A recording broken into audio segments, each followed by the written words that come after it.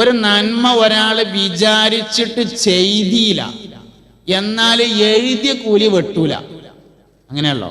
അടുത്തല്ല ഹജ്ജിന് പോകണം തീരുമാനിച്ചു നമ്മൾ, അപ്പം നമുക്കൊരു ഹജ്ജിന്റെ കൂലി എഴുതി പോയില്ലാന്ന് കരുതിയിട്ട് ആ എഴുതിയ കൂലി വെട്ടൂല.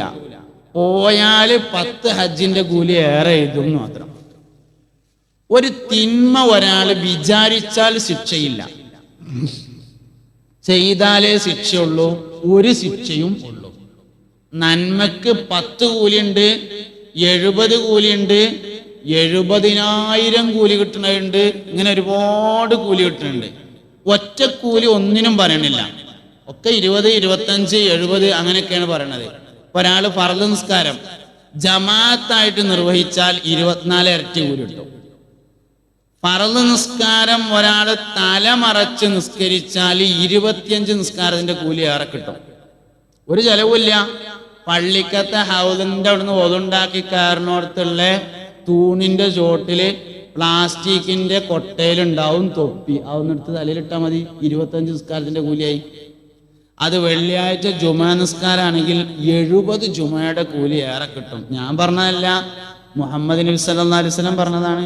ഒരു ചെലവുമില്ല, തൊപ്പി കൊണ്ടോണ്ട, പള്ളിക്കുണ്ട്, ആ കൊട്ടെടുത്തുങ്ങാണ്ട് ഒന്ന് തലയെ കൗത്തിയാല് 70 ജുമാന്റെ കൂലിയായി വെള്ളിയാഴ്ച. ഒരു ചെലവുമില്ല, നമ്മൾ ചെയ്യൂല, എന്താ കേട്ട. അല്ലെങ്കിലും ചെറിയ ചെറിയ കാര്യങ്ങളിലൊന്നും തീരെ ശ്രദ്ധ ഇല്ലല്ലോ. എല്ലാവരും ഓരോ തൊപ്പി വാങ്ങണം.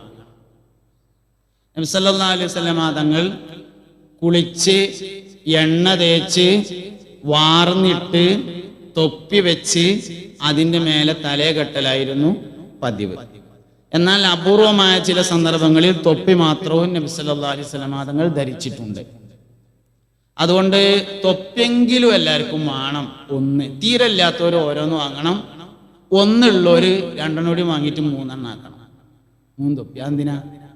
നബി തങ്ങൾക്ക് 3 തൊപ്പി ഉണ്ടായിരുന്നു എന്നുണ്ട്. കെട്ടിന്റെ ശ്രേഷ്ഠതയുണ്ട് തൊപ്പിയിലെന്ന് ബിഗയത്ത് 3-ാം ഭാഗമിൽ പറയുന്നു. ഉണ്ടായിരുന്നു നബിക്ക് തൊപ്പികൾ 3, അത് 3 സൈസിൽ ഉള്ളതായി പറയുന്നു. നമുക്കുള്ള വേഷവിധാനമിൽ നബിയല്ലേ വർദ്ധിച്ച മാതൃക എന്നതും മറക്കല്ലേ. അതുകൊണ്ട് എല്ലാവർക്കും ഓരോ തൊപ്പി നിർബന്ധമായും വേണം. ഒന്നുള്ളവർ 3 ആക്കണം. 3 സൈസിലാവണം. കാരണം നബി തങ്ങൾക്ക് 3 തൊപ്പി ഉണ്ടായിരുന്നു, 3 സൈസിലായിരുന്നു ഉണ്ടായിരുന്നത്. അതുകൊണ്ട് അങ്ങനെ തന്നെ വേണം. അങ്ങനെ തന്നെ ഒക്കെ പറഞ്ഞാൽ അതേമാതിരി തന്നെ ചെയ്യാം. അതാണ് ഏറ്റവും പ്രധാനപ്പെട്ട കാര്യം. അള്ളാഹുവിന്റെ റസൂലിന് എങ്ങനെയായിരുന്നു അങ്ങനെ തന്നെ. അതെന്തിനാ അപ്പോൾ 1 പോരെന്ന് ചോദിച്ചാൽ, അത് നബിക്ക് 3 ഉണ്ട്, അതുകൊണ്ട് 3. അത് 3 സൈസാണ്, അതുകൊണ്ട് 3 സൈസ്. അങ്ങനെ തന്നെ ചെയ്യണം. കാരണം എന്താ? ഇതിനൊക്കെ ഒരുപാട് കൂലികളുണ്ട്. നമ്മുടെ നാട്ടിൽ നിന്ന് ഉംറക്കും ഹജ്ജിനും പോകുന്ന ആൾക്കാരെ ആ 6 സൗറിന്റെ താഴെ ഇങ്ങനെ ചെന്നിട്ട് മേലക്ക് ഇങ്ങനെ നോക്കിയിട്ട് പറയും, അതോ കാണുന്നതാണ് 6 സൗറ്, വെളുത്ത അടയാളം ഇങ്ങനെ കാണുന്നില്ലേ, അതിൽ കൂടിയാണ് നബിതങ്ങൾ ഇങ്ങനെ കയറിപ്പോയിരുന്നത്. അതൊക്കെ മനുഷ്യന്മാർ പോണ തന്നെയാണ്. അങ്ങോട്ട് പോണേനും കയറുന്നതിനും വലിയൊരു ഫദീലത്തൊന്നുമില്ല. നമ്മൾ ഇവിടെ ഇരുന്ന് ദ്വാരക്കാരെയും താഴ്ന്നിട്ട് സംഗതി ഫദീലത്തില്ലാത്തോണ്ടൊന്നല്ല, തണ്ടൽ വിലങ്ങാത്തത് കൊണ്ടാണ്. അള്ളാന്റെ റസൂല് കയറിയോടത്തേക്ക് കയറുന്നതിന് ഫദീലത്തൊക്കെ ഉണ്ട്. സംഗതി ഊരോണ്ട് വയ്യ. ബംഗാളികൾ സ്റ്റെപ്പ് ഉണ്ടാക്കിയിട്ടുണ്ട് അങ്ങോട്ട്, എന്നാൽ പോലും നമ്മളെ കൊണ്ട് കയറാൻ പറ്റൂല. അപ്പൊ പിന്നെ ഇവിടെ നിന്ന് ദ്വാരന്നാ മതി എന്ന് പറഞ്ഞാണ്ട് ദ്വാരക്കാണ്. നബി തങ്ങൾ ചെയ്തതിനൊക്കെ ഫദീലത്തുണ്ട് സല്ലല്ലാഹു അലൈഹി വസല്ലം. അതുകൊണ്ടൊക്കെ അതേമാതിരി തന്നെ ചെയ്യുക എന്ന് തന്നെയാണ് പ്രധാനപ്പെട്ട കാര്യം. മുഹമ്മദ് നബി സല്ലല്ലാഹു അലൈഹി വസല്ലം തങ്ങൾക്ക് രാത്രി ഉറങ്ങുമ്പോൾ ധരിക്കാൻ വേണ്ടി ഒരു നല്ല വസ്ത്രമുണ്ടായിരുന്നു. രാത്രി ഭാര്യയോടൊപ്പം കിടന്നുറങ്ങുമ്പോൾ ധരിക്കാൻ വേണ്ടി ഒരു നല്ല വസ്ത്രമുണ്ടായിരുന്നു എന്ന് ഇമാം തുർമുദി റളിയല്ലാഹു അൻഹു തന്റെ ശമാഇലിൽ ഉദ്ധരിച്ചിട്ടുണ്ട്. നമ്മൾ ഉള്ളിലേക്ക് കീറിയത് കടക്കുമ്പോൾ എടുക്കും. അങ്ങനെയല്ല, കടക്കുമ്പോൾ ഒരു നല്ല തുണിക്കുപ്പായി. 2 നിലക്ക് അത് വേണം. ഒന്ന്, ഉറക്കം എന്നത് ചെറിയ മരണമാണ്. മരിക്കുമ്പോൾ നല്ല വസ്ത്രത്തിലായിരിക്കുക എന്നുള്ളത് പ്രധാനപ്പെട്ട കാര്യമാണ്. അതുകൊണ്ട് തന്നെ പിറ്റേ ദിവസം രാവിലെ എഴുന്നേറ്റാൽ ആ തുണി എടുക്കാൻ പാടില്ല. അതിന് പിന്നെ കടന്നുറങ്ങുമ്പോൾ എടുക്കണേ കുഴപ്പമില്ല. രാത്രി എടുത്ത വസ്ത്രം രാവിലെ എടുക്കരുത്, അത് വേറെ ഒന്ന് എടുക്കണം. കാരണം അത് മരിക്കുമ്പോൾ ധരിച്ച വസ്ത്രമാണ്. ഒരു ചെറിയ മരണമാണ് യഥാർത്ഥത്തിൽ ഉറക്കം എന്ന് പറയുന്നത്. അപ്പോൾ കിടക്കുമ്പോൾ എടുക്കാനായിട്ട് നല്ല വസ്ത്രം. നബി സല്ലല്ലാഹു അലൈഹി വസല്ലം തങ്ങൾക്ക് അങ്ങനെ ഉണ്ടായിരുന്നു. അതുകൊണ്ട് വേണം, പെണ്ണുങ്ങൾക്കും വേണം നല്ലത്. ഇതിപ്പോൾ പിന്നെ കുട്ടികളൊന്നും ഉള്ളിടത്ത് പറയാൻ പറ്റില്ല, എന്നാലും വേറെ അടുത്ത് പറയാങ്ങളെ കിട്ടൂല്ലല്ലോ. ഈ ആണുങ്ങൾ ഈ റെയിൽവേ സ്റ്റേഷനിലും അതേമാതിരി പിന്നെ എയർപോർട്ടിലും അവിടെയും ഇവിടെയൊക്കെ ഇങ്ങനെ പോയി നിൽക്കുന്ന സമയത്ത് ഇതിങ്ങനെ കുറേ പെണ്ണുങ്ങളൊക്കെ കാണും, ഈ ചന്തിയൊക്കെ ലാമിനേറ്റ് ചെയ്ത് ചേർത്ത് കുറേ സാധനങ്ങൾ. അപ്പോൾ ഇതൊക്കെ ഇങ്ങനെ കാണുമ്പോൾ എനിക്ക് എൻ്റെ ഭാര്യൻ്റെ പെരയിലുണ്ടല്ലോ എന്ന് കരുതിയിട്ട് വരുമ്പോൾ ഈ കീറിയ മാക്സിയേറ്റ് വന്നാൽ എങ്ങനെയൊക്കെ അതിൻ്റെ കോലം. അതുകൊണ്ട് നല്ല തുണിയും കുപ്പായും കിടക്കാൻ പോകുമ്പോൾ എടുക്കണം. അവിടെയാണ് ഈ ലാമിനേഷനൊക്കെ വേണ്ടത്. പക്ഷെ അവിടെ അതൊന്നും ചെയ്യൂല. ലാമിനേഷനൊക്കെ പുറത്തിറങ്ങുമ്പോൾ മറ്റേ ഇങ്ങനെ തളവളറിഞ്ഞാണ്ട്. അപ്പൊ ഈ എല്ലാ കാര്യങ്ങളും ചെയ്യേണ്ട സ്ഥലം അവിടെയാണ്. ഞാൻ പറയാൻ കാരണം എന്താ വെച്ചാൽ ഉറങ്ങുമ്പോൾ നല്ല തുണിയും കുപ്പായം എടുക്കണം എന്ന് പറഞ്ഞതാണ്. മുഹമ്മദ് നബി സല്ലല്ലാഹു അലൈഹി വസല്ലം തങ്ങൾക്ക് അങ്ങനെയാണ് ഉണ്ടായിരുന്നത്. എല്ലാ വിഷയത്തിലും നമ്മൾ നബി തങ്ങളെ മാതൃകയാക്കണം. നിങ്ങൾക്കറിയാം, 55 വയസ്സായ ഏതെങ്കിലും ഒരു ഭാര്യയും ഒരു ഭർത്താവും വീടിൻ്റെ സിറ്റ് ഔട്ടിൽ അല്ലെങ്കിൽ പുറത്തിങ്ങനെ ഇരുന്നിട്ട് ഒരുമിച്ചിരുന്ന് ഭക്ഷണം കഴിക്കുന്നത് കാണുക എന്നുള്ളത് അപൂർവമാണ്. നിലവിലുള്ളൊരു സാമൂഹ്യമായ അവസ്ഥ എന്താണെന്ന് അറിയുങ്ങൾ, കുട്ടികളൊക്കെ കുറച്ചിങ്ങനെ വലുതായി. മൂത്തവൻ കുവൈത്തിലാണ്, രണ്ടാമത്തവൻ ഖത്തറിലാണ്. അത്യാവശ്യം വരുമാനമൊക്കെ കിട്ടി തുടങ്ങിയാൽ ഉമ്മയും കുട്ടികളും കൂടി ഒന്നായിട്ട് വാപ്പാനൊരൊറ്റ ചവിട്ടേണ്ടി വിട്ടും. വാപ്പാക്ക് പിന്നെ ആകെ 2 ജോലിയേ ഉള്ളൂ. രാവിലെ മാർക്കറ്റ് പോയിട്ട് മീൻ കൊണ്ടുവന്ന് തരിക, വൈകുന്നേരം ടോർച്ച് എടുത്തുകൊണ്ട് പള്ളിയേക്ക് പോവുക. വേറൊരു പണിയില്ല, വേറെ ഒന്നിനും വാപ്പാനെ പറ്റൂല എന്ന പോലെ. നമ്മളെ നാട്ടിലുള്ള ഓരോ അവസ്ഥകളാണ്. വാപ്പ എന്നും വാപ്പയായിരിക്കണം, ഉമ്മ എന്നും ഉമ്മയായിരിക്കണം. ഇത് വളരെ പ്രധാനപ്പെട്ട ഒരു കാര്യമാണ്. നമുക്ക് ആ ഒരു വിഷയങ്ങളിലൊന്നും യാതൊരു ശ്രദ്ധയില്ല, യാതൊരു ശ്രദ്ധയും നമുക്കില്ലാതാണ്. അപ്പൊ ഞാൻ ചോദിച്ചത്, 55 വയസ്സായ ഏതെങ്കിലും ഒരു ഭാര്യയും ഒരു ഭർത്താവും സിറ്റ് ഔട്ടിലിരുന്ന് ഒരുമിച്ച് ഭക്ഷണം കഴിക്കുന്നത് കാണുക എന്നുള്ളത് അപൂർവമാണ്.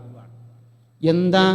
നബി സല്ലല്ലാഹു അലൈഹി വസല്ലം തങ്ങള്, ആയിഷ ബീവി പറയാണ്, നബി തങ്ങൾ രാവിലെ പാല് കറക്കും. മുഹമ്മദ് നബി സല്ലല്ലാഹു അലൈഹി വസല്ലം രാവിലെ പോയിട്ട് പാലിറക്കും. അപ്പൊ നബി തങ്ങൾ പാലിറക്കുമ്പോൾ ആയിഷ ബീവി കട്ടൻ ചായ ഉണ്ടാക്കി ഇക്കാരെന്നാ നമുക്ക് തോന്നുന്നത്. അങ്ങനെയല്ല, അന്ന് കട്ടൻ ചായ ഉണ്ടാക്കുന്ന പരിപാടിയൊന്നുമില്ല. ആയിഷ ബീവി വെറുതെ ഇരിക്കന്നെ. നബി തങ്ങൾ പാലിറക്കും. പാല് കറന്നിട്ട് ആ പാത്രമായിട്ട് വന്നിട്ട് എനിക്ക് തന്നിട്ട് പറയും, യാ ആയിഷു, ആയിഷ ഇശ്രബി, കുടിക്ക് എന്ന് പറയും. അങ്ങനെ ഞാൻ ആ പാല് ഇങ്ങനെ കുടിക്കുമ്പോൾ നബി തങ്ങൾ ഇങ്ങനെ നോക്കി നിൽക്കും. 63ത്തെ വർത്താനാണ് ഞാനീ പറഞ്ഞത്. 63ാമത്തെ വയസ്സിലെ വർത്താനാണ് ഞാനീ പറഞ്ഞത്. ഞാനിങ്ങനെ പാല് കുടിക്കുന്നത് നബി തങ്ങൾ നോക്കി നിൽക്കും. പാല് കുടി കഴിഞ്ഞ് ഞാനിങ്ങനെ ഗ്ലാസ് കൊടുത്താലേ നബി തങ്ങൾ അത് വീണ്ടും ഇങ്ങോട്ട് തന്നിട്ട് പറയും, യാ ആയിഷ ഇശ്രബി, ആയിഷ കുടിക്കുക അറിയും. ഞാൻ വീണ്ടും കുടിക്കും. അപ്പോഴും നബി തങ്ങൾ നോക്കി നിൽക്കും. വീണ്ടും കൊടുക്കും. 3ാമതും തരും ഞാൻ, 3ാമതും കുടിക്കും. 3 പ്രാവശ്യം ഞാൻ പാല് കുടിച്ചു കഴിഞ്ഞാൽ എൻ്റെ അടുത്ത് നിന്ന് ഗ്ലാസ് വാങ്ങിയിട്ട് പാത്രം വാങ്ങിയിട്ട് നബി തങ്ങൾ ആ പാത്രം ഒന്നിങ്ങനെ തിരിക്കും. തിരിച്ചിട്ട് എൻ്റെ ചുണ്ട് എവിടെയാണോ തട്ടിയത് അവിടെ തന്നെ ചുണ്ട് തട്ടിച്ച് നബി സല്ലല്ലാഹു അലൈഹി വസല്ലം തങ്ങൾ കുടിക്കുമായിരുന്നു. നമ്മളും ചിറ്റിച്ചൊക്കെ ചെയ്യും, പക്ഷെ ചുണ്ട് എവിടെ തട്ടിയെന്ന് അവിടുന്ന് ഒഴിവാക്കാൻ വേണ്ടിയിട്ടേക്കാരം. ഇതാണ് വ്യത്യാസം. ഇതാണ് വ്യത്യാസം എന്ന് പറഞ്ഞത്. പേരക്കുട്ടികൾ കണ്ടാ എന്താ തോന്നുക? കണ്ടില്ലെങ്കിൽ അവർക്ക് എന്താ തോന്നുക? അല്ല, കണ്ടാ എന്താ തോന്നുക? ഏത് പേരക്കുട്ടിക്കാ അറിയാത്തത് വല്യമ്മാനെ വല്യപ്പ കല്യാണം കഴിച്ചു കൊടുക്കുന്നതാണ്? എല്ലാ പേരക്കുട്ടിക്കും അതറിയാം. വല്യമ്മാനെ വല്യപ്പ നിക്കാഹ് കഴിച്ചു കൊണ്ടുവന്നതാണ്. അന്നത്തെ കാരണന്മാരൊക്കെ കൂടിയിരുന്നു, എല്ലാവരും അറിഞ്ഞ പരിപാടിയാണ്. മഹറൊക്കെ ഉണ്ടായിരുന്നു. വല്യമ്മയും ഒരു കാലത്ത് പുതുമണവാട്ടിയായിരുന്നു എന്നൊക്കെ പേരക്കുട്ടിക്ക് അറിയാലോ. ഇനിയിപ്പോ എന്താ പോലെ ഒരുമിച്ചൊരു കട്ടിലുമ കടന്നു തുടങ്ങിയാൽ വരാനുള്ളത്? ഒന്നുമില്ല. എന്നിട്ട് 37 വേറെ സ്ഥലത്തും 30 വേറെ സ്ഥലത്തും മരിക്കോളം ഒരുമിച്ച് കിടക്കണം. ആയിഷ ബീവി റളിയല്ലാഹു അൻഹ ഒരിക്കലും ഇങ്ങനെ ഇരിക്കുകയാണ്. അപ്പോ നബി തങ്ങൾ വന്നിട്ട് മടിയിൽ ഇങ്ങനെ കടന്നു സല്ലല്ലാഹു അലൈഹി വസല്ലം. കുറെ സമയം ഇങ്ങനെ ഇരുന്നപ്പോ നബി തങ്ങൾ ഉറങ്ങിപ്പോയി. ആയിഷ ബീവി റളിയല്ലാഹു അൻഹ ആ സമയത്ത് കരഞ്ഞു. കണ്ണിൽ നിന്ന് കണ്ണുനീരിറ്റ് വീണ് നബി തങ്ങളുടെ പൂമുഖത്ത് വീണപ്പോ ആയിഷ നബി തങ്ങൾ ഞെട്ടി ഉണർന്നു. മാലക്കി ആയിഷു, ആയിഷ നിനക്ക് എന്തു പറ്റി എന്ന് ചോദിച്ചു. എന്തേ പറ്റിയെന്ന് ചോദിച്ചു. ഞാന് പെട്ടെന്ന് ഉറങ്ങിപ്പോയത് കൊണ്ട് നിനക്ക് വിഷമായോ? നീ കുറെ സംസാരിക്കണമെന്ന് കരുതിയതായിരുന്നോ? എന്തേ സംഭവിച്ചു? ആ സമയത്ത് ആയിഷ ബീവി റളിയല്ലാഹു അൻഹ പറഞ്ഞു, അല്ലാഹുവിന്റെ റസൂലേ, എനിക്കിവിടെ മടിയിൽ തലവെച്ച് കിടക്കാൻ നിങ്ങളെ കിട്ടി നബിയേ. നാളെ മഹ്ശറയിൽ സ്വർഗത്തില് കോടാനക്കോടി മനുഷ്യന്മാരുള്ള സ്ഥലത്ത് ഇതുപോലെ എനിക്ക് മടിയിൽ തലവെച്ചുറങ്ങാൻ നിങ്ങളെ കിട്ടുമോ നബിയേ എന്നാലോചിച്ചപ്പോൾ എനിക്ക് സങ്കടം അടക്കാൻ കഴിയുന്നില്ല റസൂലേ എന്ന് സയ്യിദത്തുന ആയിഷ ബീവി റളിയല്ലാഹു അൻഹ പറയുന്നുണ്ട്. എനിക്ക് ജീവിതത്തിൽ ഏറ്റവും കൂടുതൽ സന്തോഷം തോന്നിയ ഒരു രംഗമുണ്ട്. എനിക്ക് ജീവിതത്തിൽ ഏറ്റവും കൂടുതൽ സന്തോഷം ഉണ്ടായ ഒരു രംഗമുണ്ട്. അള്ളാന്റെ റസൂല് എന്റെ വീട്ടിൽ, എന്റെ റൂമിൽ, എന്റെ മടിയിൽ തലവെച്ച് വഫാത്താവുകയാണ്. നബി തങ്ങളുടെ മരണത്തിന്റെ വേദനയാണെന്ന് മനസ്സിലായപ്പോ അറാഖിന്റെ കമ്പെടുത്ത് നബി തങ്ങൾക്ക് മിസ്വാക്ക് ചെയ്തു കൊടുക്കാൻ ഞാൻ ഒരുങ്ങി. മിസ്വാക്കിന്റെ തല ചപ്പിയിരുന്നില്ല, സോഫ്റ്റ് ആയിരുന്നില്ല. അതുകൊണ്ട് ഞാൻ എൻ്റെ വായയിൽ വെച്ച് അതിന്റെ തലഭാഗം കടിച്ചിട്ട് അതുകൊണ്ട് നബി തങ്ങൾക്ക് ഇങ്ങനെ പല്ലു തേച്ചു കൊടുത്തു.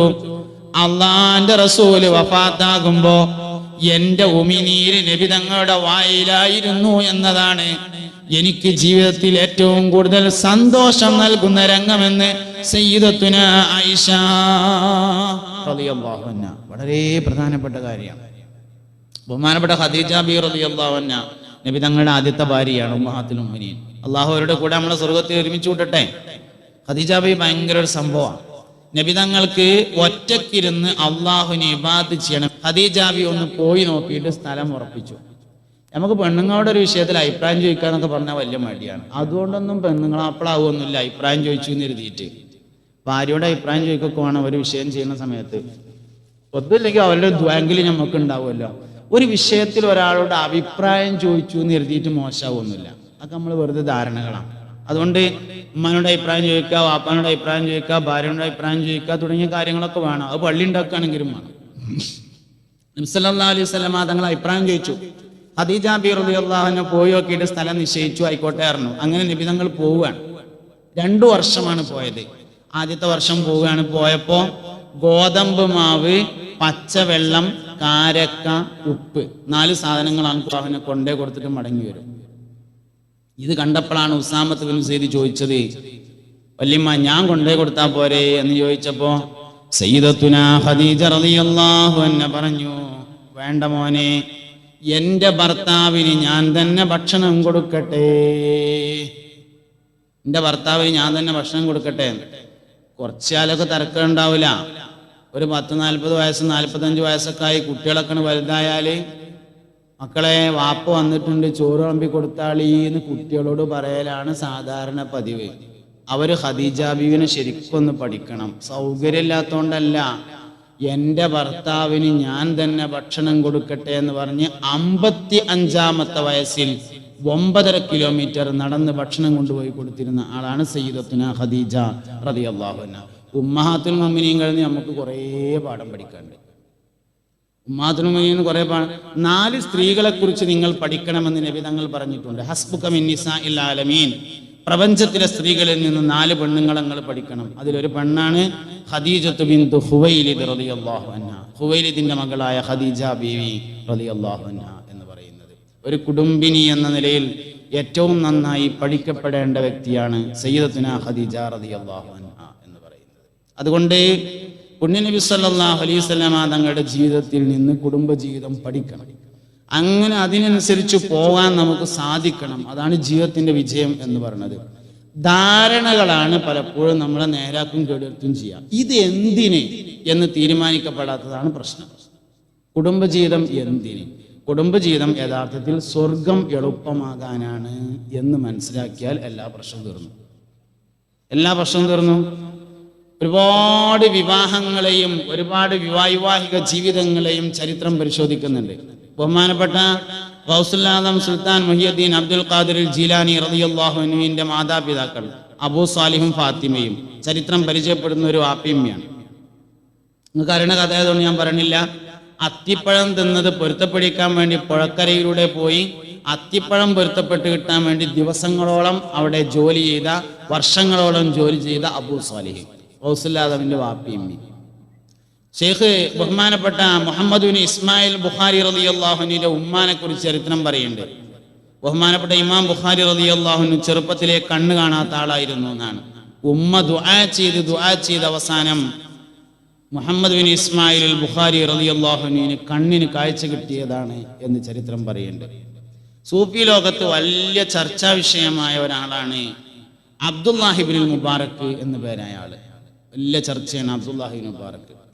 അബ്ദുല്ലാഹിബ്നുൽ മുബാറക് പിന്നെ പ്രമുഖരായ ഒരുപാട് സൂഫിയാക്കളുടെ ഗുരുനാഥനാണ്.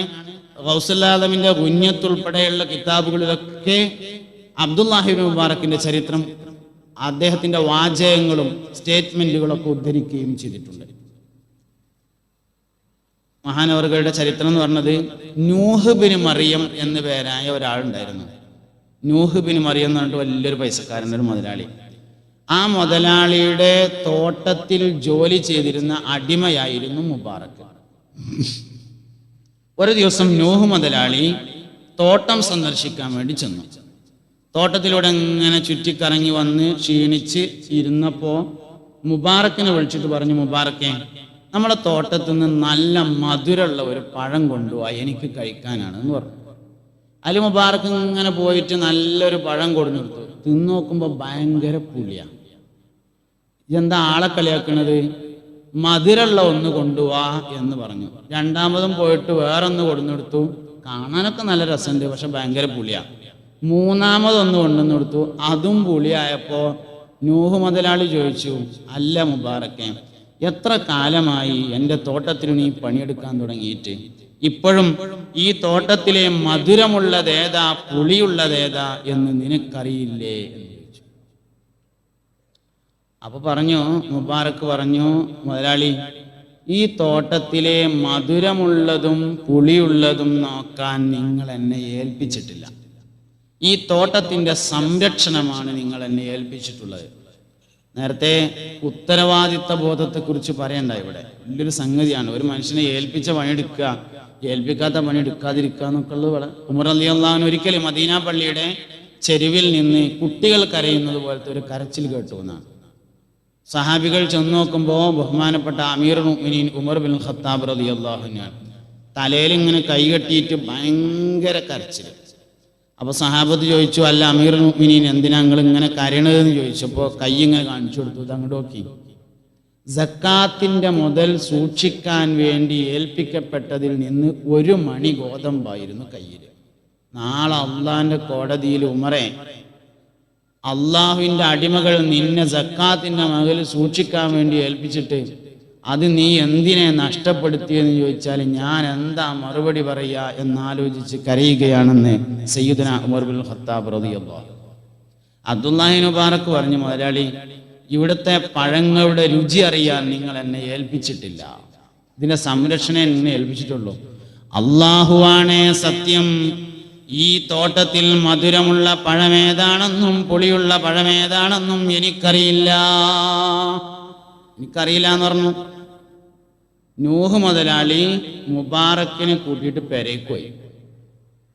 വീട്ടിൽ ചെന്നിട്ട് ഭാര്യയോട് പറഞ്ഞു, ഭാര്യ, സഹധർമ്മിണി, എനിക്കൊരാശയം തോന്നുന്നുണ്ടെന്ന് പറഞ്ഞു. ഭാര്യ ചോദിച്ചു, എന്താ നിങ്ങൾ ആശയം എന്ന് ചോദിച്ചു. നമ്മുടെ മോൾക്ക് നമ്മൾ കുറേ കാലമായിട്ട് ഭർത്താവിനെ അന്വേഷിച്ച് നടക്കല്ലേ. ഞാൻ ഇന്ന് തോട്ടത്തിൽ ചെന്നപ്പോൾ ഇങ്ങനെയൊക്കെയുള്ള ഒരു അനുഭവം ഉണ്ടായി. എനിക്ക് തോന്നുക നമ്മളെ മുബാറക്കിനെ കൊണ്ട് നമ്മളെ മോളെ കെട്ടിച്ചാലോ എന്ന് തോന്നാം. ഭാര്യ പറഞ്ഞു, ഞാനത് മോളോടൊന്ന് ചോദിക്കാം. മോളോട് ചോദിക്കട്ടെ പറഞ്ഞു. ഉടൻ തന്നെ മകളെ വിളിച്ചു തള്ള പറഞ്ഞത് ശ്രദ്ധിച്ചു കേട്ടു ജവാബിതാണുണ്ടായത്. മക്കൾക്ക് ഗുണമല്ലാത്തതൊന്നും തന്നെ മാതാപിതാക്കളിൽ നിന്ന് വരുമോ പൊന്നെ? അതിനാൽ നിങ്ങൾക്കിഷ്ടമായി തോന്നുന്നത് എനിക്കിഷ്ടമാണതിലാണ് തൃപ്തിയുമുള്ളത്. ഉടൻ തന്നെ താൻ തൻ്റെ അടിമയെ ഇത്ഖാക്കി ഒരു ചെറിയ സദ്യ നടത്തി മരുമകനാക്കി. ലോകത്ത് എമ്പാടും പ്രസിദ്ധം ഉള്ള ഇബ്നുൽ മുബാറക്കിനുമ്മയാണ് തള്ള.